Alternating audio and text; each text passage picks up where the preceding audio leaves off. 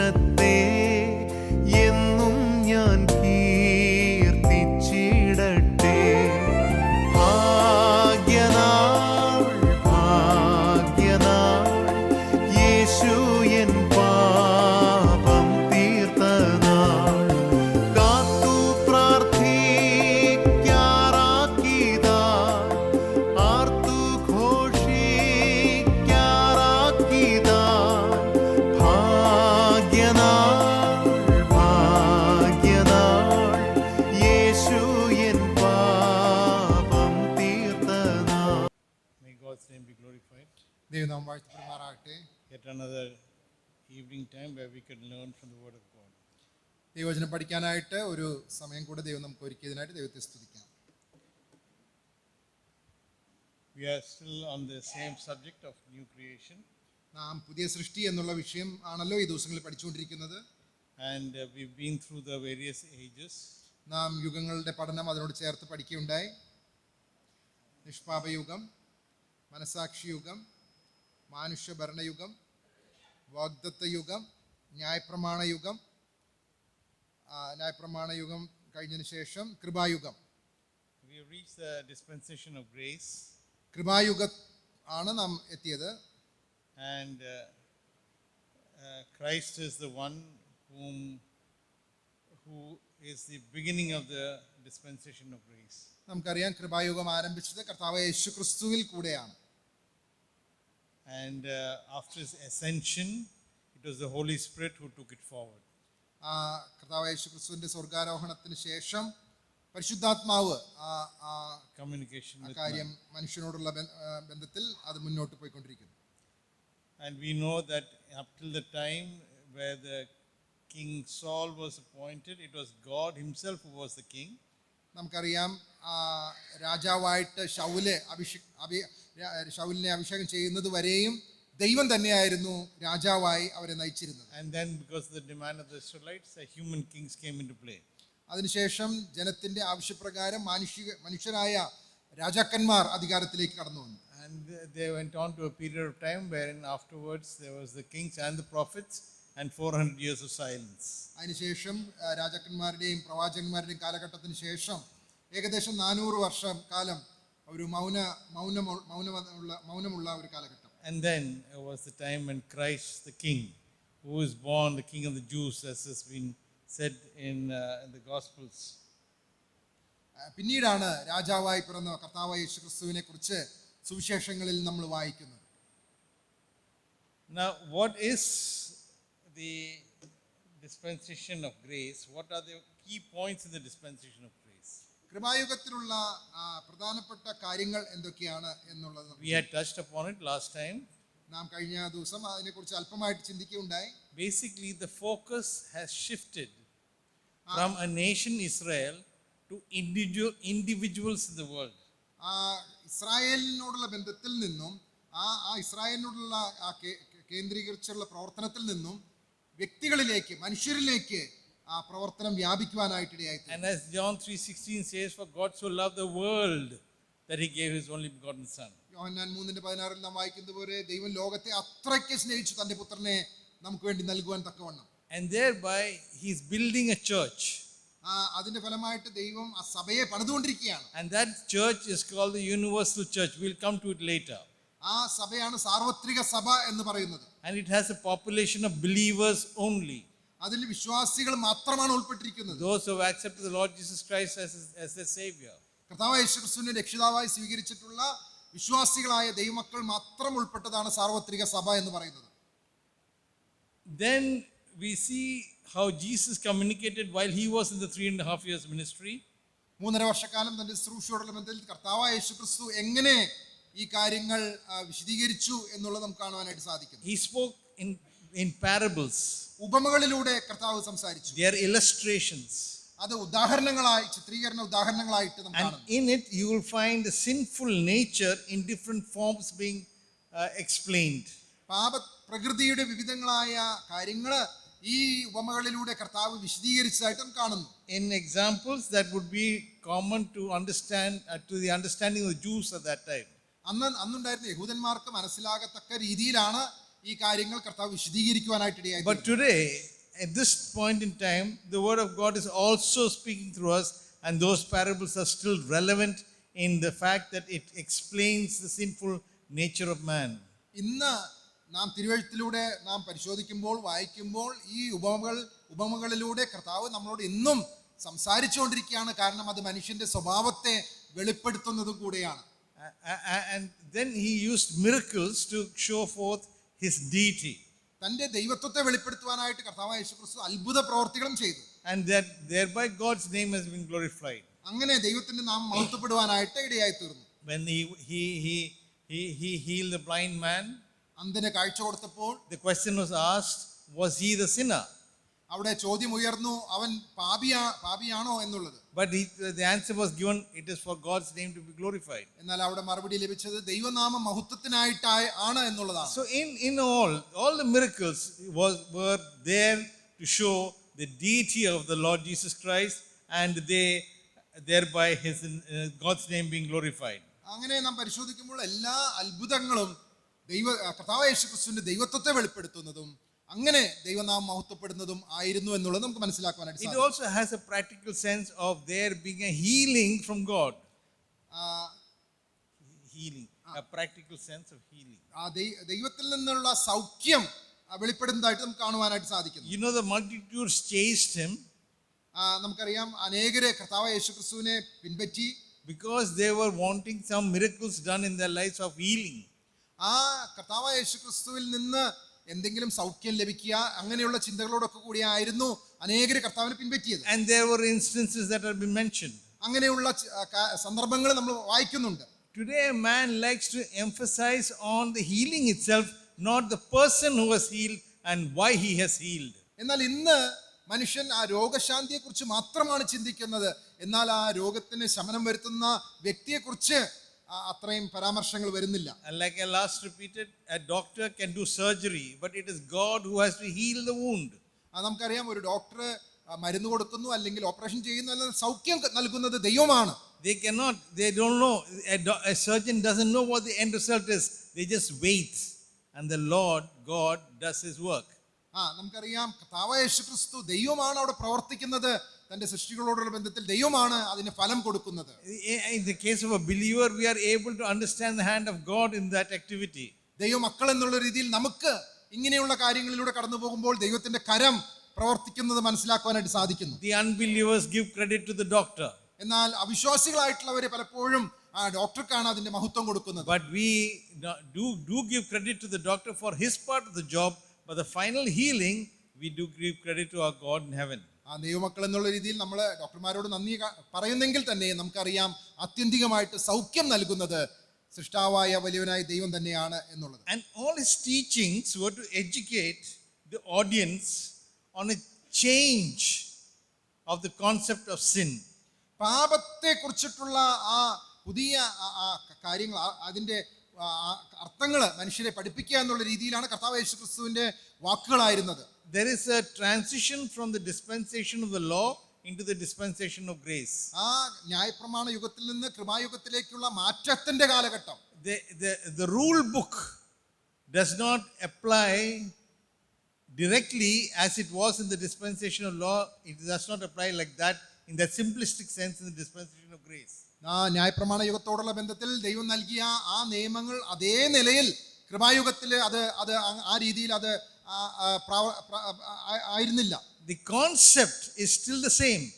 അതിന്റെ പുറകിലുള്ള സന്ദേശം അല്ലെങ്കിൽ ആശയം അത് ഒന്ന് തന്നെയാണെങ്കിൽ തന്നെയും But now the responsibility is much beyond just one rule breaking. എന്നാൽ അതിൽ അടങ്ങിയിരിക്കുന്ന ഉത്തരവാദിത്വം ആ ഒരു നിയമം പാലിക്കാതിരിക്കുന്നതിനേക്കാൾ ഒക്കെ അപ്പുറമായിട്ടുള്ള വലിയ കാര്യമാണ് അടങ്ങിയിരിക്കുന്നത്. An example I'll give you. An angry man is the anger of a man is equivalent to a murder of a person, as in the Sermon on the Mount has been mentioned.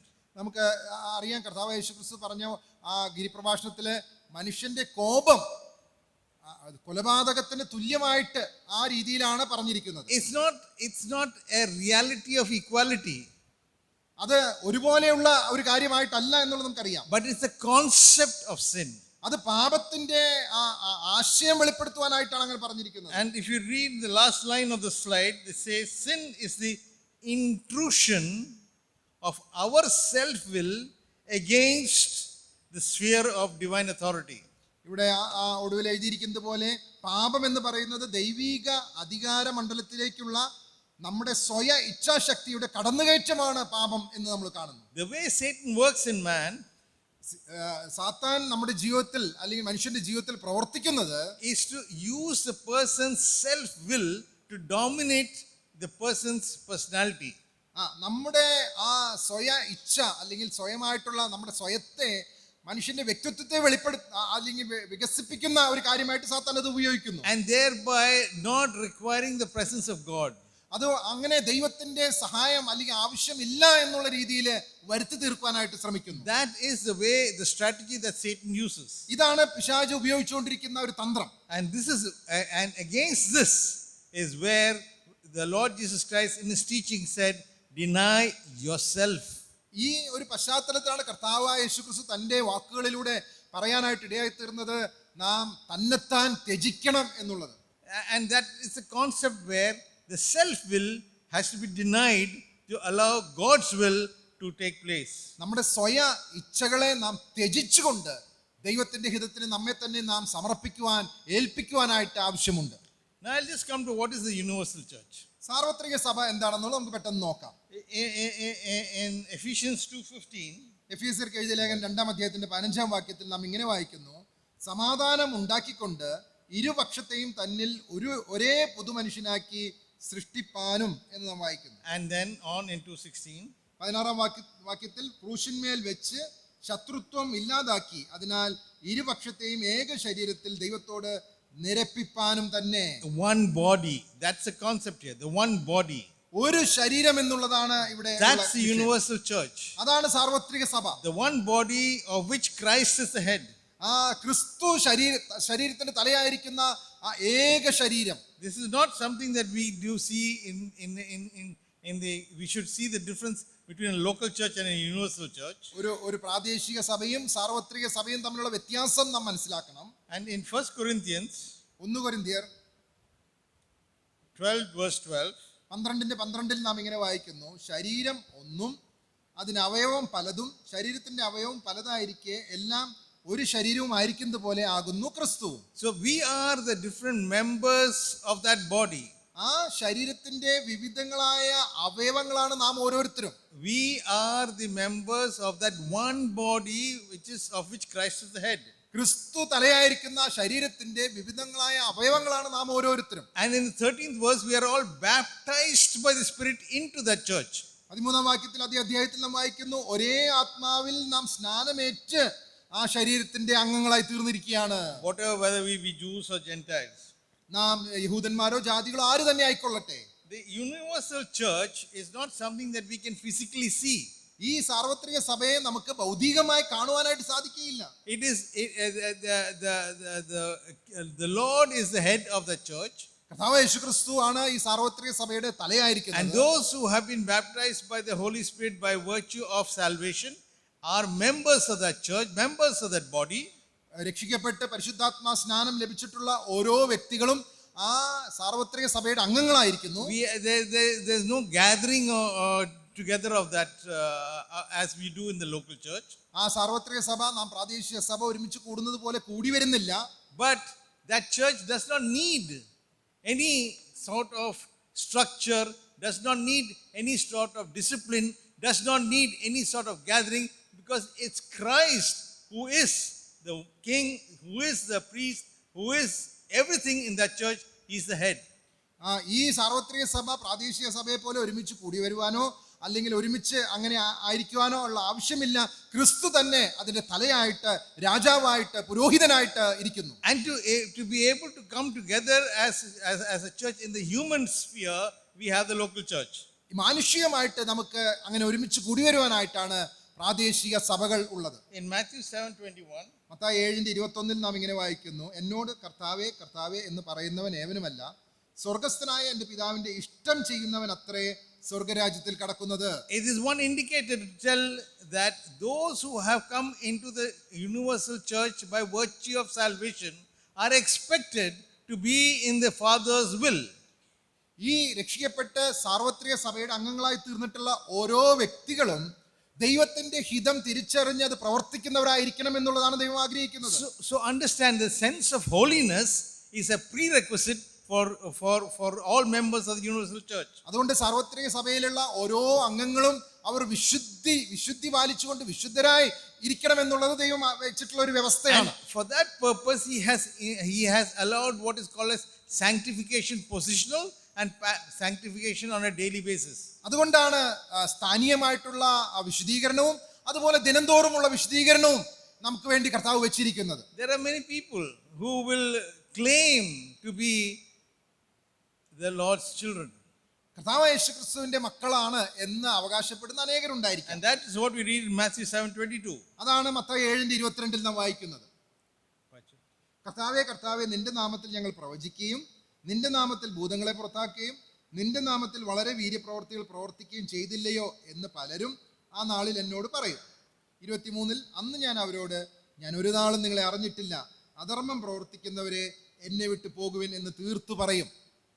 We need to understand that salvation should be genuinely a factor in our lives. It should be genuinely appropriated in our lives, not just an emotional statement. രക്ഷ എന്നുള്ളത് വാസ്തവമായി നമ്മുടെ ജീവിതത്തിൽ അത് സംഭവിച്ച ഒരു പ്രവൃത്തിയായി, ഒരു ദൈവത്തിൻ്റെ ഒരു അത്ഭുത പ്രവൃത്തിയായിട്ട് നാം മനസ്സിലാക്കണം. അല്ലാതെ വൈകാരികമായിട്ടുള്ള എന്തെങ്കിലും ചിന്തകളോ അങ്ങനെയുള്ള ഒന്നും തന്നെ അല്ല. It is not a forced emotional change that is forced by some pressure, either by peer pressure, parental pressure, or from any particular evangelist or whatever reasons. It has to be a genuine own decision. ബാഹ്യമായ എന്തെങ്കിലും നിർബന്ധത്താലോ മറ്റുള്ളവരുടെ പ്രേരണയാലോ എടുക്കുന്ന വൈകാരികമായ ഒരു കാര്യമല്ല. നമ്മുടെ ഉള്ളിൽ തന്നെ ആ കാര്യത്തിൽ വ്യക്തമായ ബോധ്യമുണ്ടായിട്ട് നാം ദൈവസന്നിധിയിൽ എടുക്കുന്ന ഉറപ്പുള്ള തീരുമാനമായിട്ടാണ് രക്ഷയായിരിക്കുന്നത്. When I was at the age of 14, ഞാൻ 14 വയസ്സുള്ളപ്പോൾ there was a brother, man of God called Stephen എന്ന് പറയുന്ന സ്റ്റീഫൻ ചേസ് എന്ന് പറയുന്ന ഒരു ദൈവദാസൻ ഉണ്ടായിരുന്നു. He came to Calcutta where we were living. ഞങ്ങൾ അന്ന് താമസിച്ചുകൊണ്ടിരുന്ന കൽക്കട്ടയിലേക്ക് താൻ കടന്നു വന്നു. And he was giving 4-5 days of conferences or sermons. അദ്ദേഹം 4-5 ദിവസം ദൈവവചനത്തിൽ നിന്നുള്ള സന്ദേശങ്ങൾ നൽകിക്കൊണ്ടിരിക്കുകയായിരുന്നു. And there was always an altar call after every sermon. ഓരോ സന്ദേശങ്ങൾ കഴിയുമ്പോഴും താൻ ഒരു ആഹ്വാനം നൽകുമായിരുന്നു. And then he will continue the altar call until somebody accepts the Lord as a savior. ആരെങ്കിലും ഒരു തീരുമാനം എടുക്കുന്നത് വരെ താൻ ആ ആഹ്വാനം ആവർത്തിച്ചുകൊണ്ടേയിരുന്നു, അല്ലെങ്കിൽ കാത്തുകൊണ്ടേയിരുന്നു. One of those days I was more interested in going and seeing the boxing match between Cassius Clay and Muhammad Ali and the other person, George Foreman. Yeah. ആ ദിവസങ്ങളിൽ എനിക്ക് ഒരു ദിവസം പെട്ടെന്ന് പോയി ബോക്സിംഗ് മത്സരം കാണാനായിട്ട് ആഗ്രഹമുണ്ടായിരുന്നു. On the transistor, we don't have any TV. റേഡിയോയിലാണ് അത് കേൾക്കുന്നത്, അതിന്റെ commentary. So when he didn't stop and the time was running out, I raised my hand. അതുകൊണ്ട് സമയം തീർന്നിട്ടും ഇദ്ദേഹം നിർത്താത്തതുകൊണ്ട് ഞാൻ അത് പെട്ടെന്ന് നിർത്താനായിട്ട് എന്റെ കൈ ഉയർത്തി. Meeting was over. യോഗം കഴിഞ്ഞു. And I was rushing to go to hear the commentary outside the church. ഞാൻ പുറത്തിറങ്ങി പെട്ടെന്ന് റേഡിയോ ഓൺ ചെയ്ത് കേൾക്കാനായിട്ട് ആഗ്രഹിക്കുമ്പോൾ my Sunday school teacher caught me and hugged me, and he was in all joy that I have been saved. എൻ്റെ Sunday school അധ്യാപകൻ ഓടി വന്ന് എന്നെ കെട്ടിപ്പിടിച്ചു, എന്നെ തടഞ്ഞു. അദ്ദേഹം വളരെ സന്തോഷിച്ചു ഞാൻ രക്ഷിക്കപ്പെട്ടതുകൊണ്ട്. My father knew this was just a joke. എൻ്റെ പിതാവിന് അറിയാമായിരുന്നു ഞാൻ അത് ശരിക്കുള്ള തീരുമാനമല്ല. That is at the age of 15, but at the age of 28 I really came into being saved. എന്നാൽ അത് 14-15 വയസ്സിൽ നടന്ന കാര്യമാണെങ്കിൽ 28-ാമത്തെ വയസ്സിൽ ഞാൻ ശരിക്കും കർത്താവിനെ രക്ഷിതാവായി സ്വീകരിച്ചു. I had an accident. എനിക്കൊരു അപകടം സംഭവിച്ചു. And thereby I realized that I cannot live my life on my own. ഞാൻ തിരിച്ചറിഞ്ഞു എൻ്റെ സ്വന്തം ശക്തിയിൽ ഇനിയും ജീവിക്കാൻ സാധിക്കില്ല എന്നുള്ളത്. And I accept the Lord as my Savior and Lord. ഞാൻ യേശു കർത്താവിനെ എൻ്റെ രക്ഷിതാവും കർത്താവുമായിട്ട് അംഗീകരിച്ചു. So there is a time when we have an emotional acceptance. വൈകാരികമായിട്ട് നാം തീരുമാനങ്ങൾ എടുക്കുന്ന അനുഭവങ്ങൾ നമ്മുടെയൊക്കെ ജീവിതത്തിൽ ഉണ്ടായെന്ന് വന്നേക്കാം. But there will be a time when you really are touched by the Lord. എന്നാൽ കർത്താവിനാൽ ശരിക്കും സ്പർശിക്കപ്പെടുന്ന ഒരു അനുഭവം നമ്മുടെയൊക്കെ ജീവിതത്തിൽ ഉണ്ടാകും. we then become members of the universal church. അങ്ങനെ രക്ഷിക്കപ്പെട്ടവരാണ് സാർവത്രിക സഭയുടെ അംഗങ്ങളായിരിക്കുന്നത്. We'll come more to it later on. അതിനെക്കുറിച്ച് കൂടുതലായിട്ട് തുടർന്ന് നമുക്ക് ചിന്തിക്കാം. In this whole plan of God for the salvation of the world, ലോകത്തിലുള്ള ആളുകളുടെ രക്ഷയ്ക്കായിട്ടുള്ള ദൈവത്തിന്റെ ഈ വലിയ പദ്ധതിയിൽ there are so many things that were done. അനേക കാര്യങ്ങൾ ഉണ്ട് എന്നുള്ളത് നമുക്ക് മനസ്സിലാക്കാൻ It is സാധിക്കും. just not that he came in and was incarnated and came to the cross and died. കർത്താവായ യേശു ക്രിസ്തു ജഡം ധരിച്ച് ഈ ഭൂമിയിലേക്ക് കടന്നു വന്നു ക്രൂശിൽ യാഗമായി തീർന്നു എന്നുള്ളത് മാത്രമല്ല, That is the main line. അതാണ് പ്രധാനപ്പെട്ട കാര്യം. But there were so many discourses, discussions, people, John the Baptist coming, so many disciples coming into the picture, the Roman Empire coming into the picture, Pilate coming into the picture, the Jews coming. There were so many things, activities that are happening. എന്നാൽ അതിനോട് ചേർന്ന് അനേക സംഭവങ്ങൾ നടന്നതായിട്ട് നമ്മൾ മനസ്സിലാക്കുന്നു. യോഹന്നാൻ സ്നാപകൻ കടന്നു വന്നു, യഹൂദന്മാരുടെ ചരിത്രം, അതുപോലെ ശിഷ്യന്മാര്, പീലാത്തോസ് അധികാരത്തിലേക്ക് കടന്നു വരുന്നു, റോമൻ സാമ്രാജ്യം, ഇങ്ങനെ അനേക കാര്യങ്ങൾ. Nicodemus, there was the centurion, the rich man, there was Joseph Arimathea, so much of activity. You know, when we come to the Lord to worship him, the magnanimity, the greatness of this whole activity of salvation is so huge. നിക്കോദമസിനെ കുറിച്ച് നാം വായിക്കുന്നു, അതുപോലെ മറ്റ് ശതാധിപനെ കുറിച്ചും ന്യായശാസ്ത്രിമാരെ കുറിച്ചൊക്കെ നമ്മൾ വായിക്കുന്നുണ്ട്.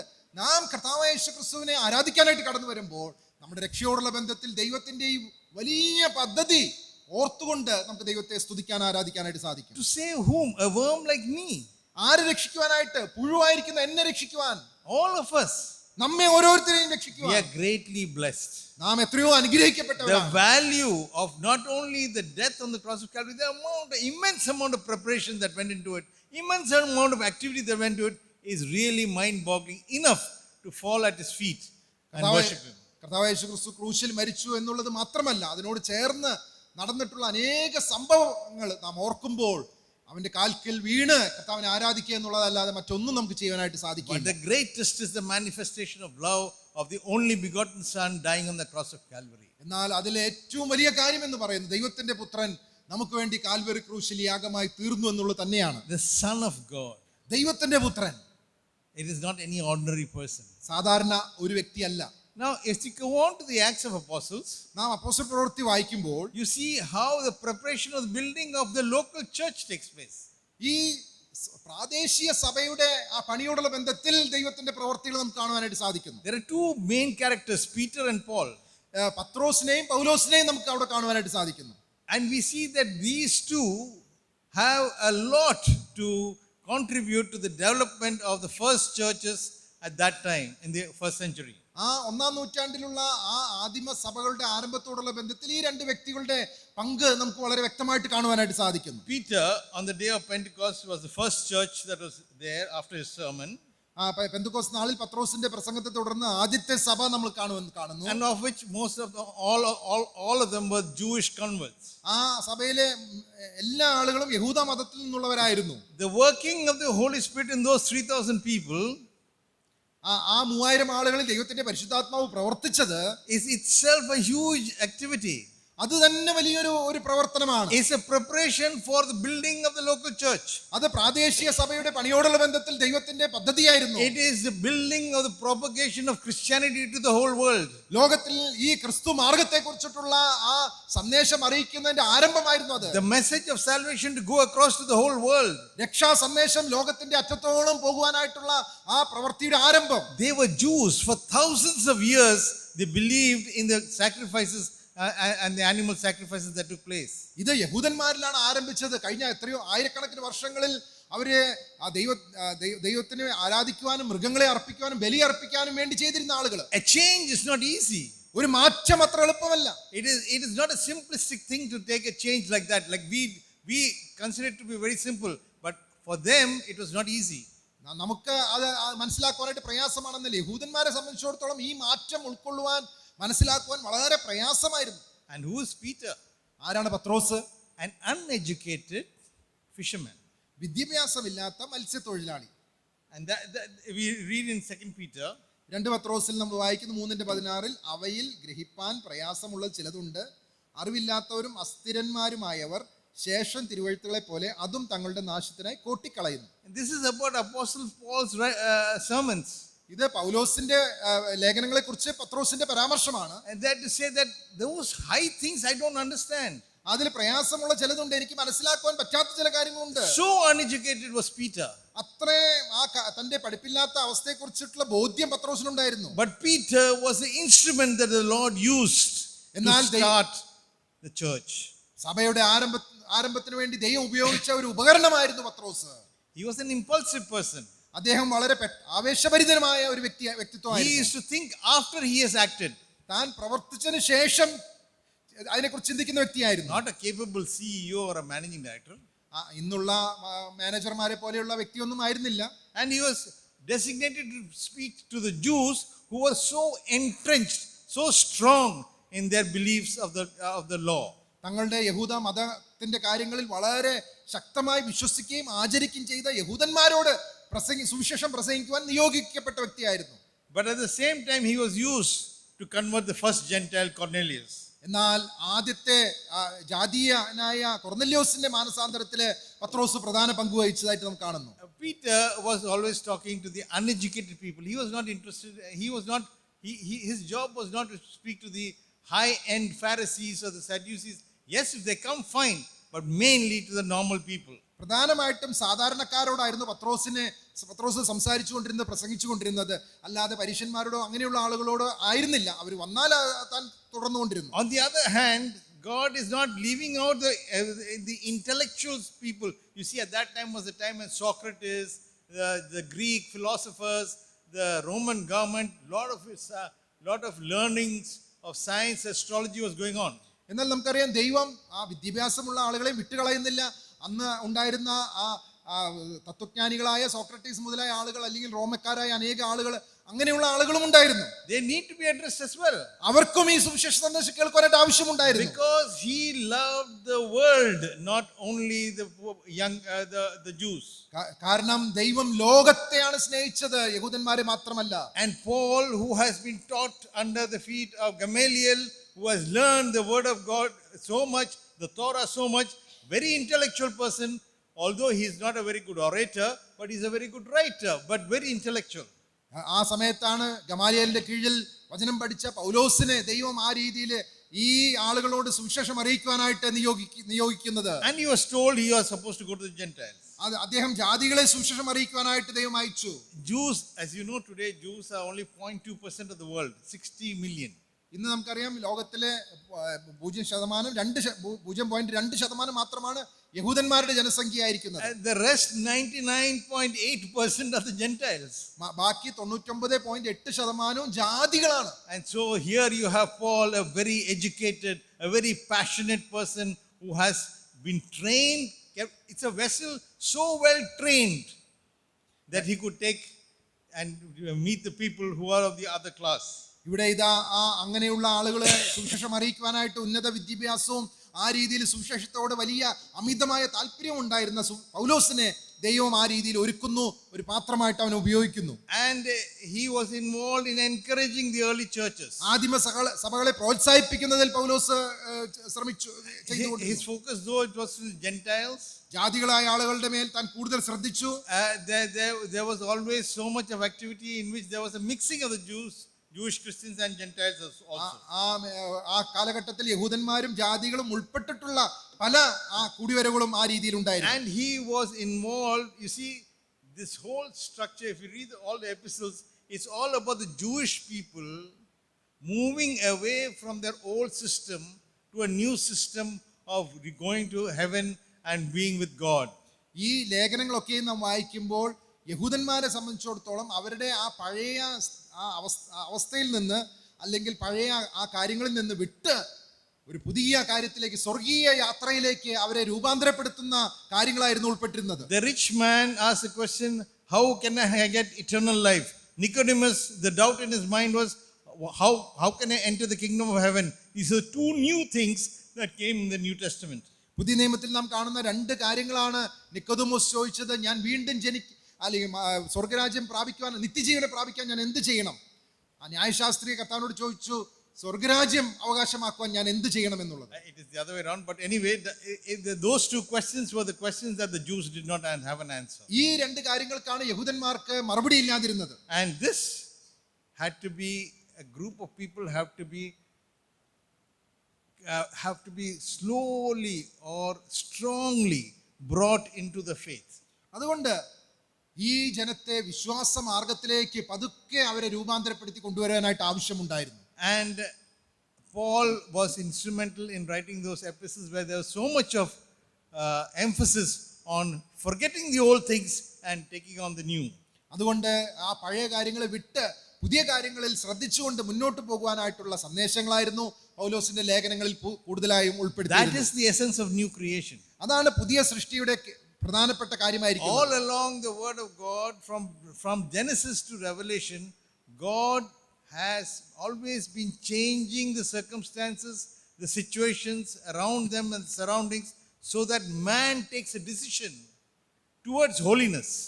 വിശുദ്ധിയോടുള്ള ബന്ധത്തിൽ മനുഷ്യൻ തീരുമാനമെടുക്കുവാനായിട്ട് അവനെ സഹായിക്കുന്നതിന് വേണ്ടി ഉൽപ്പത്തി മുതൽ വെളിപ്പാട് വരെയും തിരുവഴുത്തിൽ ഉടനീളം നാം കാണുന്നത് മനുഷ്യന്റെ സാഹചര്യങ്ങളെ അവന്റെ ചുറ്റുപാടുകളെ ദൈവം നിയന്ത്രിക്കുന്നതും അത് ക്രമീകരിക്കുന്നതുമാണ് നാം കാണുവാനായിട്ട് സാധിക്കുന്നത്. And when the communication was not effective, that's when the Son of God himself came down. ആ കാര്യങ്ങൾ അവർക്ക് കൂടുതൽ മനസ്സിലാകാതെ ഇരുന്നപ്പോഴാണ് അത് വ്യക്തമാക്കുവാനായിട്ട് ദൈവത്തിന്റെ പുത്രൻ തന്നെ ഈ ഭൂമിയിലേക്ക് ഇറങ്ങി വന്നത്. And then the message of salvation, the great gospel was communicated. പിന്നീട് സുവിശേഷം ആ സന്ദേശം വ്യക്തമായി വെളിപ്പെടുത്തുവാനായിട്ടിടയായി തീർന്നു. And then it has to be propagated into the rest of the world. ഇനിയും ആ സന്ദേശം ലോകത്തിന്റെ അറ്റത്തോളം അത് എത്തുവാനായിട്ട് ആവശ്യമുണ്ട്. The structure therefore is a local church.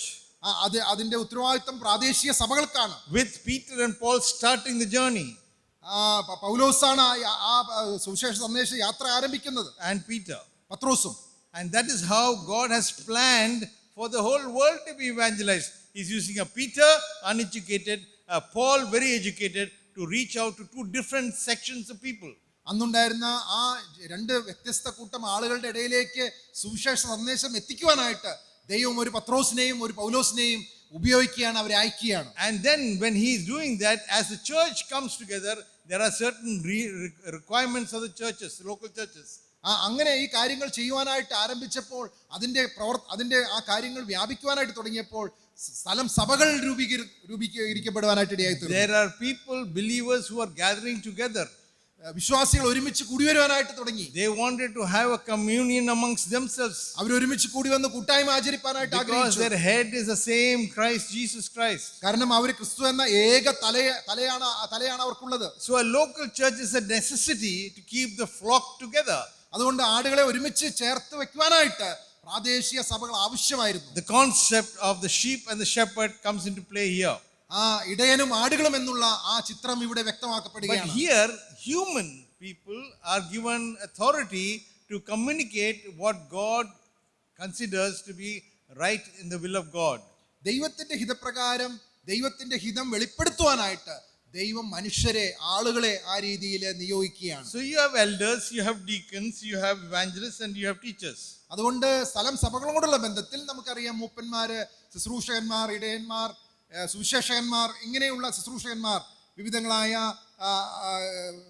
ശുശ്രൂഷകൾ നമുക്ക് കാണുവാനായിട്ട് സാധിക്കുന്നു. The reason being that the flock of sheep have to be educated, the flock of sheep has to learn the doctrines, the flock of sheep has to keep to a certain way of life. ഇതിന്റെ ഉദ്ദേശം എന്ന് പറയുന്നത് ആടുകൾ അവർ ഉപദേശങ്ങളെ വ്യക്തമായി മനസ്സിലാക്കണം, അവർ പഠിക്കണം, അവർ ഒരുമിച്ച് കൂട്ടായ്മയിൽ സന്തോഷമായിട്ട് മുന്നോട്ട് പോകണം എന്നുള്ളതാണ്. And therefore there are certain church guidelines.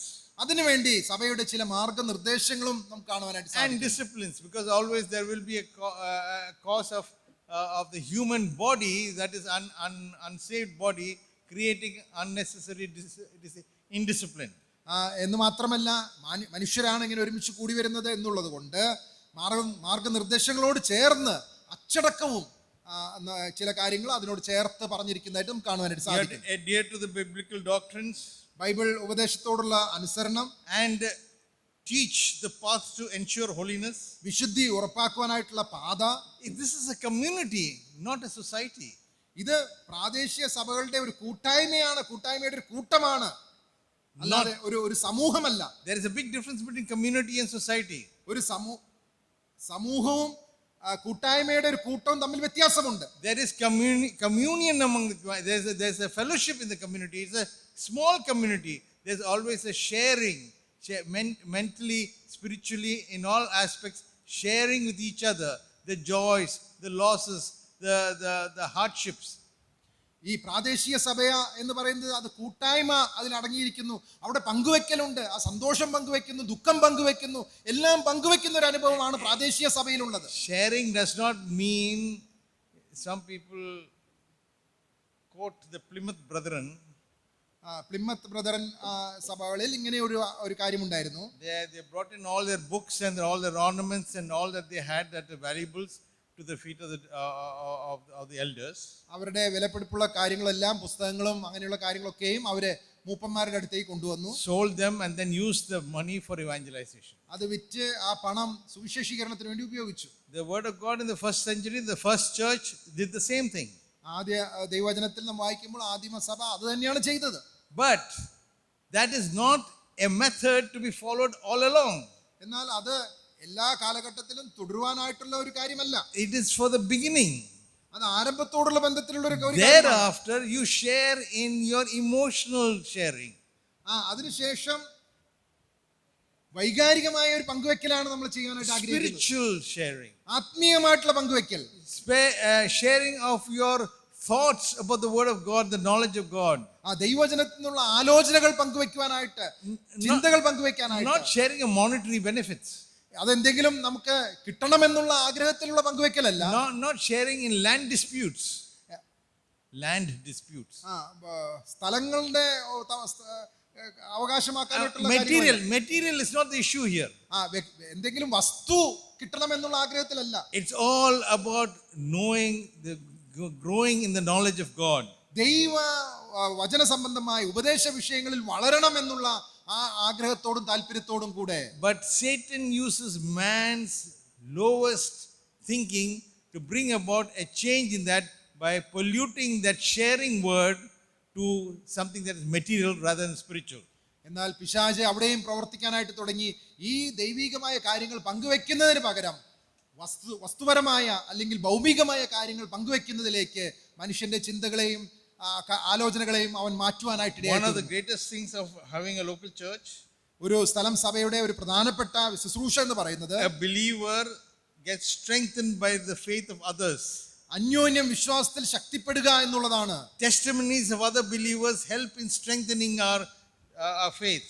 സഹവിശ്വാസികളുടെ വിശ്വാസവും സാക്ഷ്യവും നമ്മുടെ വിശ്വാസത്തെ ശക്തിപ്പെടുത്തുന്നതായി തീരുവാനായിട്ട്. And the collective community sharing these events in their lives causes the believers to come closer to God. കൂട്ടവിശ്വാസികളുടെ സാക്ഷ്യങ്ങൾ വിശ്വാസയാത്രയിൽ മുന്നേറുവാൻ മറ്റു വിശ്വാസികളെ, സഹവിശ്വാസികളെ സഹായിക്കുന്നു.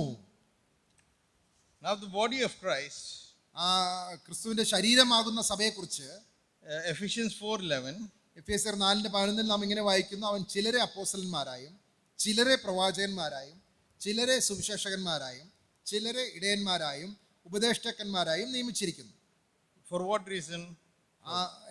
12-ാം വാക്യം, എന്തിനു വേണ്ടിയാണ്? അത് നാം എല്ലാവരും വിശ്വാസത്തിലും ദൈവപുത്രനെ കുറിച്ചുള്ള പരിജ്ഞാനത്തിലുമുള്ള ഐക്യതയും തികഞ്ഞ പുരുഷത്വവും ക്രിസ്തുവിന്റെ സമ്പൂർണതയായ പ്രായത്തിന്റെ അളവും പ്രാപിക്കുവോളം.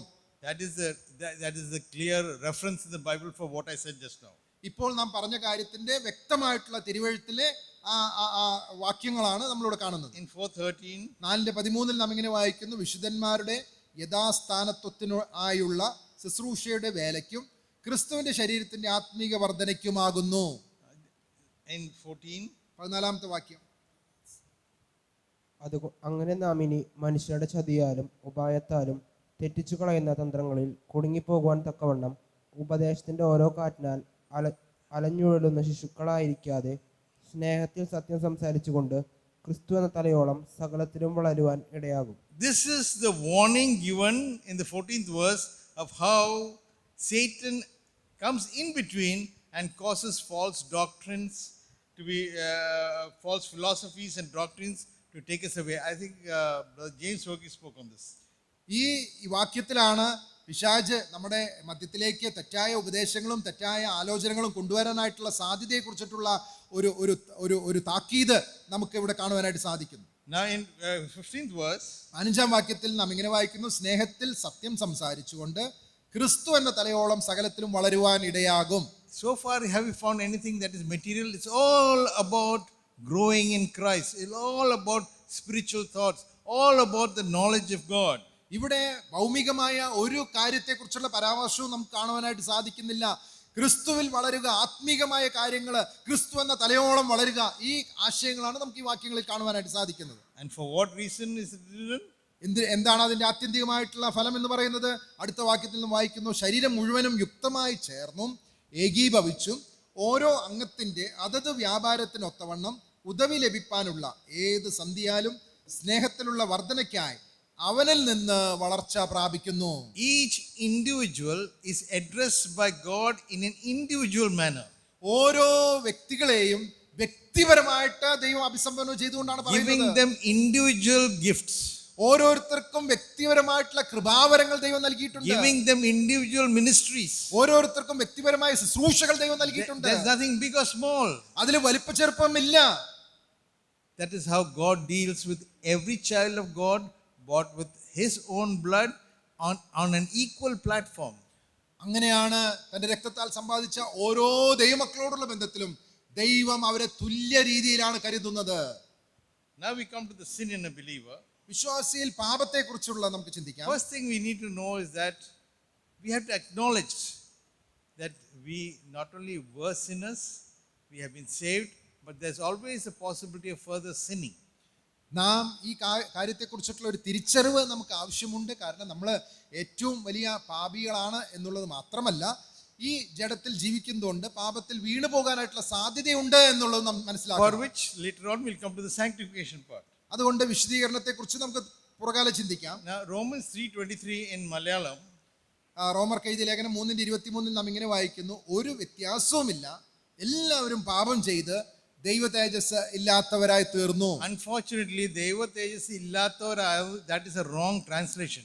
It is coming short of the glory of God, and unfortunately it has been mentioned in such a way that man was created in the glory of God. He was no glory of God was not given to man at all. ഇവിടെ നമ്മൾ മലയാളത്തിൽ അതിൻ്റെ ട്രാൻസ്ലേഷനിൽ ചെറിയ മാറ്റം വന്നിട്ടുണ്ട്. ദൈവ തേജസ് ഇല്ലാത്തവരായി തീർന്നു എന്നുള്ളതല്ല, ദൈവത്തിൻ്റെ തേജസ്സിൽ നിന്ന് ദൈവമഹത്വത്തിൽ നിന്ന് കുറവുള്ളവനായി തീർന്നു എന്നുള്ളതാണ് ശരിയായിട്ടുള്ള അർത്ഥം. And therefore we need to understand we cannot reach his level, but he has kept us a standard for which Jesus Christ came and lived in the world as an example of a perfect man. ഒരു സമ്പൂർണ്ണ മനുഷ്യനായിട്ട് നമുക്ക് വേണ്ടി ഈ ഭൂമിയിലേക്ക് ഇറങ്ങി വന്ന കർത്താവായ യേശു ക്രിസ്തു നമുക്കൊരു മാതൃക വെച്ചേച്ച് പോയിരിക്കുകയാണ്, അവന്റെ കാൽച്ചുവട് പിന്തുടരുവാനായിട്ട്. And we are continuously being perfected. നാം ഓരോ ദിവസവും അവന്റെ ആ പരിപൂർണതയിലേക്ക് ഉള്ള പാതയിലാണ് നാം മുന്നേറിക്കൊണ്ടിരിക്കുന്നത്. And in that aspect we need to be coming closer to holiness and lesser of sin. അങ്ങനെ നാം മുന്നേറുമ്പോൾ നാം വിശുദ്ധീകരണത്തിൽ നാം മുന്നേറുകയും പാപസംബന്ധമായി നാം കുറവുള്ളവരായി തീരുകയും ചെയ്യുകയാണ്. The journey of a sinner to a believer, പാപി ഒരു വിശ്വാസിയായി തീരുമ്പോൾ you have repentance, salvation, sanctification. നമുക്കറിയാം മാനസാന്തരവും രക്ഷയും വിശുദ്ധീകരണവും അതിൽ ഉൾപ്പെട്ടിരിക്കുന്നു. The believer is freed from the power of sin, not the presence of sin. പാപത്തിന്റെ ശക്തിയിൽ നിന്നും സ്വാതന്ത്ര്യം ലഭിച്ചവരാണ് വിശ്വാസികൾ. പാപത്തിന്റെ സാന്നിധ്യം അവരിൽ ഇപ്പോഴും ഉണ്ട്. The power to hold us is not that we are free that way, but we are also free to commit sin. നാം പാപത്തിന്റെ ശക്തിയിൽ നിന്ന് സ്വാതന്ത്ര്യം ലഭിച്ചവരാണെങ്കിൽ തന്നെയും പാപത്തിന്റെ സാന്നിധ്യത്തിൽ നാം ജീവിക്കുന്നുണ്ട്, പാപം ചെയ്യുവാനായിട്ടുള്ള സാധ്യതയുണ്ട്. So we can put it in three aspects. അതുകൊണ്ട് 3 പടിയായിട്ട് നമുക്കത് സംഗ്രഹിക്കാം. One as an act, ഒന്ന് ഒരു പ്രവൃത്തി, വെളിപ്പെടുത്തിയ ദൈവഹിതത്തോടുള്ള അനുസരണത്തിന്റെ ലംഘനം അല്ലെങ്കിൽ അഭാവം. a state, 2 ഒരവസ്ഥ, നീതി രാഹിത്യം വിശുദ്ധിയിലേക്ക് നയിക്കുന്നു. we have an act that we actually do an action. ഒരു പ്രവൃത്തിയാണ് ആദ്യം ചെയ്യുന്നത്. But mentally we are in a state of not as being righteous. എന്നാൽ മാനസികമായിട്ട് നമ്മുടെ അവസ്ഥ നമുക്ക് നീതി ഇല്ല എന്നുള്ളതാണ്. നീതിരഹിതരായി നാം തീരുകയാണ്. No, we've been made righteous. നാം നീതീകരിക്കപ്പെട്ടവരാണ്. At the time of salvation, we were made righteous. നാം രക്ഷിക്കപ്പെട്ടപ്പോൾ നാം നീതീകരിക്കപ്പെട്ടവരാണ്. But as we gradually go on, എന്നാൽ നാം മുന്നോട്ട് യാത്ര ചെയ്യുമ്പോൾ our dependence on God decreases and dependence on ourselves increases. നമ്മുടെ ദൈവത്തിലുള്ള ആശ്രയം കുറയുകയും നമ്മിൽ തന്നെയുള്ള ആശ്രയം വർദ്ധിക്കുകയും ചെയ്യുന്നു. And to a time when there'll be a crisis in our lives, എന്നാൽ നമ്മുടെ ജീവിതത്തിൽ ഒരു പ്രതിസന്ധിയെ നാം അഭിമുഖീകരിക്കുമ്പോൾ and God touches you, and then you suddenly get up and realize, oh, there is God. We need to connect with Him. അങ്ങനെ ആ സന്ദർഭത്തിൽ ദൈവം നമ്മെ തൊടുമ്പോഴാണ് പെട്ടെന്ന് നമ്മൾ കണ്ണു തുറന്ന് ഞാൻ ദൈവത്തിന്റെ അടുക്കിലേക്ക് മടങ്ങി വരണം എന്നുള്ള ചിന്ത ബോധ്യം എനിക്കുണ്ടാകുന്നത്. That happened in my life, so I can relate with that equally. അത് എൻ്റെ ജീവിതത്തിൽ സംഭവിച്ചതുകൊണ്ട് എനിക്ക് അത് പെട്ടെന്ന് മനസ്സിലാക്കുവാനായിട്ട് സാധിക്കുന്നു. The third is the nature, മൂന്നാമത്തത് ഒരു പ്രകൃതി എന്നുള്ളതാണ്, which is an enmity towards God. അത് ദൈവത്തോട് ശത്രുത്വം എന്നുള്ള ആ ഒരു പ്രകൃതിയാണ്. Now that seems very strong word. അത് വളരെ ശക്തമായ ഒരു വാക്കാണ്. But not being a friend ദൈവത്തിന്റെ സ്നേഹിതനല്ല എന്നുള്ളത് മാത്രമല്ല, means what? അങ്ങനെ പറഞ്ഞാൽ എന്താണ് അർത്ഥം? Then you are an enemy. അങ്ങനെയാണെങ്കിൽ നീ ദൈവത്തിന്റെ ശത്രുവാണ്. Either you are here or you are there. ഒന്നില്ലെങ്കിൽ ഇവിടെ അല്ലെങ്കിൽ അവിടെ. Those who are not mine are not mine. എൻ്റെ കൂട്ടത്തിൽ ഉൾപ്പെടാത്തവർ എനിക്കുള്ളവരല്ല. We have read that in the Word of God. So when you say enmity to God, is because are you friendly with God? If you are not friendly with God, then you are an enmity to God. നാം ദൈവത്തിന്റെ സ്നേഹിതന്മാരാണോ? അല്ല എങ്കിൽ നാം ദൈവത്തിന്റെ ശത്രുക്കളാണ്. Sin, last time we had, I just want to reiterate that, that which does not glorify God, that which does not please God, and that is not in the will of God. പാപം എന്നുള്ളത് ദൈവത്തെ മഹത്വപ്പെടുത്താത്ത എന്തും ദൈവത്തെ പ്രസാദിപ്പിക്കാത്ത എന്തും ദൈവഹിതത്തിന് വിരുദ്ധമായ എന്തും പാപമാണ്. Any activity that we are involved in, any dialogue that we are involved in, or any aspect in which we are thinking which is not glorifying God is sin. ദൈവത്തെ മഹത്വപ്പെടുത്താത്ത നമ്മുടെ വാക്കുകളോ പ്രവൃത്തികളോ ചിന്തകളോ എന്തു തന്നെയാണെങ്കിലും അത് പാപമാണ്. We cannot go away from that definition. അതിൽ നിന്ന് നമുക്ക് പുറകോട്ട് പോകുവാനായിട്ട് സാധിക്കുകയില്ല. But thank God He has allowed sanctification for us. എന്നാൽ ദൈവത്തിന് സ്തോത്രം, ദൈവം നമുക്ക് വേണ്ടി ഒരു വിശുദ്ധീകരണ പാത ഒരുക്കിയിരിക്കുകയാണ്. In the Bible, sanctification is meant to be set apart by God as holy. വിശുദ്ധിക്കായി ദൈവത്താൽ വേർതിരിക്കപ്പെട്ടത് എന്നാണ് ബൈബിളിൽ വിശുദ്ധീകരണം എന്നതിനാൽ അർത്ഥമാക്കുന്നത്. And that is done because of the offering of the Lord Jesus Christ. അത് കർത്താവായ യേശുക്രിസ്തു ഒരിക്കലായി കഴിച്ച ശരീരയാഗത്താൽ സാധ്യമായ ഒന്നാണ്. And that we read in Hebrews. അത് എബ്രായ ലേഖനം 10:10 നാം വായിക്കുന്നു. ആ ഇഷ്ടത്തിൽ നാം യേശുക്രിസ്തു ഒരിക്കലായി കഴിച്ച ശരീരയാഗത്താൽ വിശുദ്ധീകരിക്കപ്പെട്ടിരിക്കുന്നു. It is God's will for our lives and soul. നമ്മുടെ ജീവിതത്തോടുള്ള ബന്ധത്തിൽ, നമ്മുടെ ദേഹിയോടുള്ള ബന്ധത്തിൽ ദൈവത്തിന്റെ ഹിതമാണത്. So that we are becoming like Christ. നാം ക്രിസ്തുവിനെ അനുരൂപരായി തീരുക എന്നുള്ളത്. Aligning ourselves to God's will. ദൈവത്തിന്റെ ഹിതത്തിന് നാം ചേർന്ന് മുന്നോട്ട് പോകുക. Romans 6:9.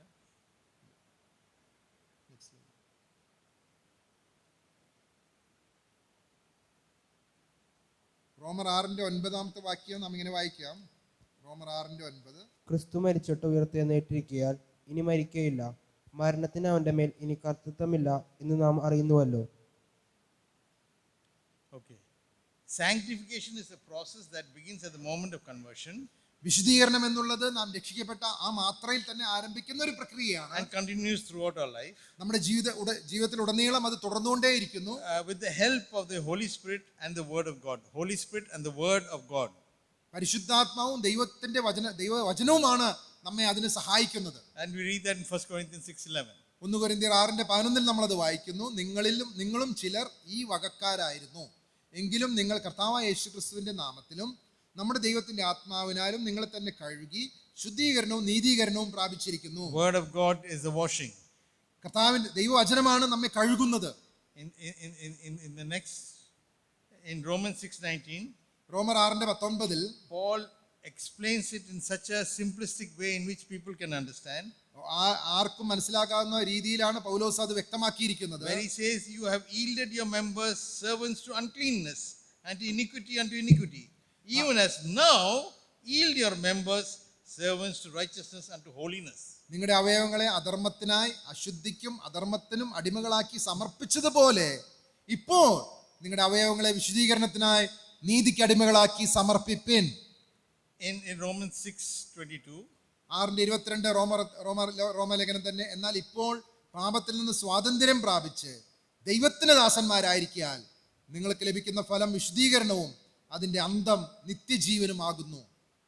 and 7:1, 2 കൊരിന്ത്യർ 7:1 പ്രിയമുള്ളവരെ, ഈ വാഗ്ദത്തങ്ങൾ നമുക്കുള്ളത് കൊണ്ട് നാം ജഡത്തിലെയും ആത്മാവിലെയും സകല കന്മഷവും നീക്കി നമ്മെ തന്നെ വെടിപ്പാക്കി ദൈവഭയത്തിൽ വിശുദ്ധിയെ തികച്ചുകൊള്ളുക. holiness again. വീണ്ടും വിശുദ്ധിയെ കുറിച്ചാണ് നമ്മൾ വായിക്കുന്നത്. But what is the accountability of a believer? എന്താണ് ഒരു വിശ്വാസിയുടെ കണക്ക് ബോധിപ്പിക്കുക എന്നുള്ള ഉത്തരവാദിത്വത്തോടുള്ള ബന്ധം മനസ്സിലാക്കുന്നത്? There is the universal church and the local church. We are in both. നാം സാർവത്രിക സഭയുടെ അംഗമാണ്, പ്രാദേശിക സഭയുടെയും അംഗമാണ്. Accepting the Lord Jesus Christ as a Savior and Lord brings a believer into the universal church. കർത്താവായ യേശുക്രിസ്തുവിനെ രക്ഷകനായും കർത്താവുമായും സ്വീകരിക്കുന്നത് ഒരു വിശ്വാസിയെ സാർവത്രിക സഭയിൽ അംഗമാക്കുന്നു. And immediately we are accountable to God. അതേ നിമിഷം മുതൽ നാം ദൈവത്തോട് കണക്ക് ബോധിപ്പിക്കേണ്ടവരാണ്. The Holy Spirit and the Word of God guides the believer to be in God's will and strive to holiness. ദൈവവചനവും പരിശുദ്ധാത്മാവും ഒരു ദൈവഹിതത്തിലായിരിക്കാനും ആ രീതിയിൽ തുടരുവാനും നമ്മെ സഹായിക്കുന്നു. Whereas water baptism leads us to the membership of the local church. ജലസ്നാനം പ്രാദേശിക സഭയിലെ അംഗത്വത്തിലേക്ക് നയിക്കുന്നു. And we have an accountability to the elders and the local church is now part of the believer's overall responsibility as a born again church. In addition to being responsible to God, it's not either or. ദൈവത്തോടുള്ള ഉത്തരവാദിത്വത്തിൽ നാം ആയിരിക്കുമ്പോൾ തന്നെയും ഒരു പ്രാദേശിക സഭയുടെ അംഗമെന്നുള്ള രീതിയിൽ ആ സഭയിലെ മൂപ്പന്മാരോടും പ്രാദേശിക സഭയോടും ഉള്ള ഉത്തരവാദിത്വവും നമുക്കുണ്ട് എന്നുള്ള ചിന്തയും നാം മനസ്സിലാക്കേണ്ടതാണ്. Romans 8:10 says, if Christ is in you, റോമർ 8:10 നാം വായിക്കുന്നത്, ക്രിസ്തു നിങ്ങളിൽ ഉണ്ടെങ്കിലോ, though the body is dead because of sin, spirit is life because of righteousness. ശരീരം പാപനിമിത്തം മരിക്കേണ്ടതെങ്കിലും ആത്മാവ് നീതി നിമിത്തം ജീവനാകുന്നു. And Apostle Paul says, it is Christ who lives in me. പൗലോസ് പറയുന്നത് എന്നിൽ ജീവിക്കുന്നത് ക്രിസ്തുവാണ്. ഗലാത്യർ 2:20 നാം അത് വായിക്കുന്നു. And then this is my closing slide. Sin has to reduce and holiness has to increase. അതുകൊണ്ട് നമ്മുടെ ജീവിതത്തിൽ പാപം കുറഞ്ഞു വരികയും വിശുദ്ധിയിൽ നാം വളർന്നു വരികയും ആവശ്യമായിരിക്കുന്നു. May God add his blessings to these words. ഈ വാക്കുകളിന്മേൽ ദൈവം തന്റെ അനുഗ്രഹം ചൊരിയുമാറാകട്ടെ.